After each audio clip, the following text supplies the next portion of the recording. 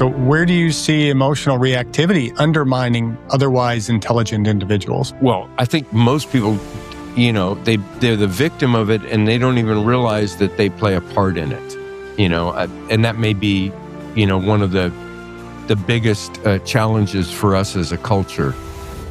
There's a man in the 70s, Werner Erhard, and he said, if you want to know what you intended, look what you got. And I think the fact is that we think that things happen to us. And emotionally, what we've come to understand is that we're just creating our own reality all the time. If somebody, I was with a friend yesterday and somebody hit his car and drove on, and a camera caught it. And when he told him that it was a person that he knew that lived on his street, and the guy called him up and said, "Hey, I found out that my insurance let me know that I'd hit your car." And the guy, on the camera, we saw the car stop, right? And then my friend left him, and when he heard the guy's thing, and he was like, "You idiot. Yeah, you knew what you were doing. You're lying to me straight up now." But that triggered something in him. And so he said, your company told you? I saw you stop. Well, that was an emotional charge he had, because sometime in his life, he's done a hit and run. And by hit and run, I'm talking metaphorically, but he had actually done a hit and run in his life. But we all do hit and runs, I drop a piece of paper on the ground and I keep walking as though it didn't happen, right? Those are all ways in which we lie to ourselves emotionally, and they all end up affecting everything that we do. So I kind of already got into this, but I think that really looking at our past and looking at our trauma, there's a new therapy out there that I happen to like a lot. It's called internal family systems, where you see all of your various parts. You see the hurt child, you see the punishing father, you see the loving mother, whatever things you've internalized, and you see that usually you're functioning from those parts, and all those parts haven't been reintegrated into a healthy person. That one of them gets triggered, and that's where you're acting from.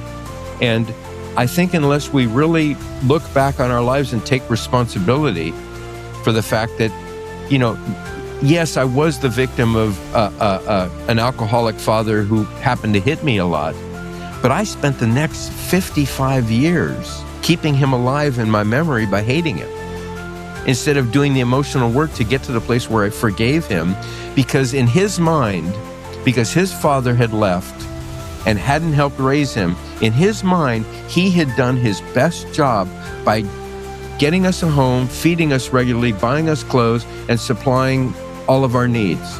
So that was a home run for him. When I finally understood that, I could begin to get to forgiveness, and as you know, you're around my age, it used to be okay to hit your child with the strap, that was okay. I mean, now it's seen as, child abuse, but in that worldview. And so, but I still had to integrate the fact that I had all these stories around it, and all the stories were keeping me from being able to show up for my life. So I think the work we do in therapy, and then this thing about, another thing that the 12-step world talks about a lot, pause before acting. When you even use the term reactivated, right? We get reactivated by these buried traumas, these buried memories, and we're off to the races. If you pause for a second, your life would be a lot less messy. Not you personally, any of us. I would be a lot less messy, yes. Yeah, I know, all of us would, right? And, pause before taking an action is like, that's like kindness 101, right? I have a friend, he says, when in doubt, be kind, be kind, be kind. I still need to deal with my side of the feelings. Even if I'm kind, I still now am the recipient of all those feelings that a situation may have generated in me that did not necessarily evoke kindness, even though I may have acted kindly. I mean, obviously the world would be a lot better place if people acted kindly and, didn't necessarily clean up their personal messes. But it'd be way better if they actually looked at their history and looked at their trauma and took some responsibility and moved out of this place of being the victim of their parents and of authorities and of, situations that were, foisted on them and, whatever it was, and realized that they detracted most of those things in their life and they stayed for whatever abuse there was there, and yes, it's true that in a lot of circumstances we can't escape the abuse, but we can begin to deal with the abuse that we give ourselves from that point in time onward.